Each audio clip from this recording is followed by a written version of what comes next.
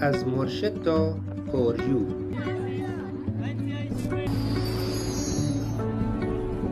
مهم خیام شباب کاریونی، اسیرش که ما مرشد در جوونی. سفیدش که تموم سرکلم، فشار غربت و دورن برم. نه قومم دی نه خیشم دی نه دلدار، چو عمرم از پس درهم و دینار. نه عیدم دی نه عیشم دی نه نوروز، همش بازار و جزایی شو و روز. کوچو کاریو و لهجه دل نشیناش، کوچو آن مردم شیرین زبوناش. کوچو هاس و چوه غرق تنوراش، علوم اسماعیل و پنجتیر پروناش. KFC، مکدونالد، مندی و مزبی، ببی قربون محوه نون و سبزی. خبر از دستپخت مادری نی، خبر از مهر و عشق و دلبری نی. خبر از پشت بوم کاهگلی نی، خبر از کوچه های شلشلی نی.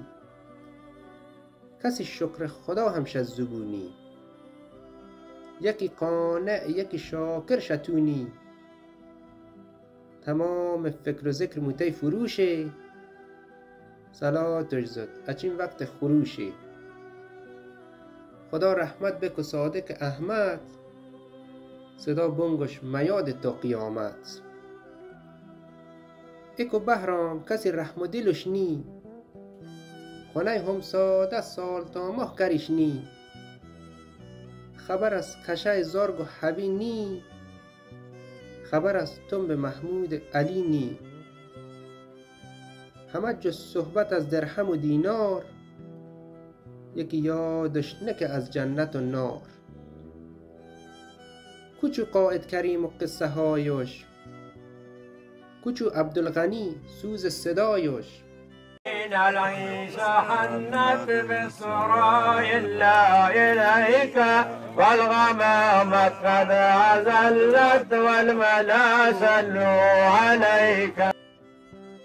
ابو باسط کوچو آن شیخ خادم، که یاد او بود هر دم مداوم.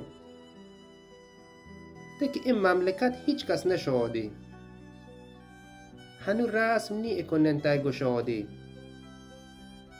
زینیاش با حجاب چقدر جوونت، مردیاش پاپتی شترچرونت.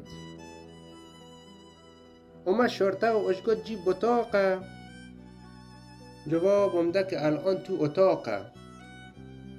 مکو شرطه مخم شیرم دلیرم، ولی حیفاش تک مرشد اسیرم. ولم کتب بچون که مشتریمه، مخم تنها نیم کاکل زریمه. جواب اجده بچو خسال رختات، ببی قربون مرشد خودتو جفتات.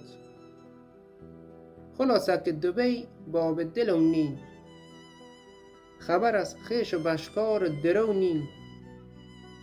خبر از مسجد شیخ و نبی نی، خبر مسجد خان و معدلی نی. اگر 100 بار بگردم لب دریاش، اسم منا بچون کاریو کنریاش.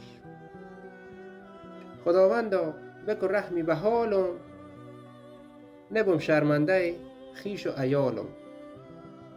16/10/2024 نعمت الله اللهیاری، کاریان کهن.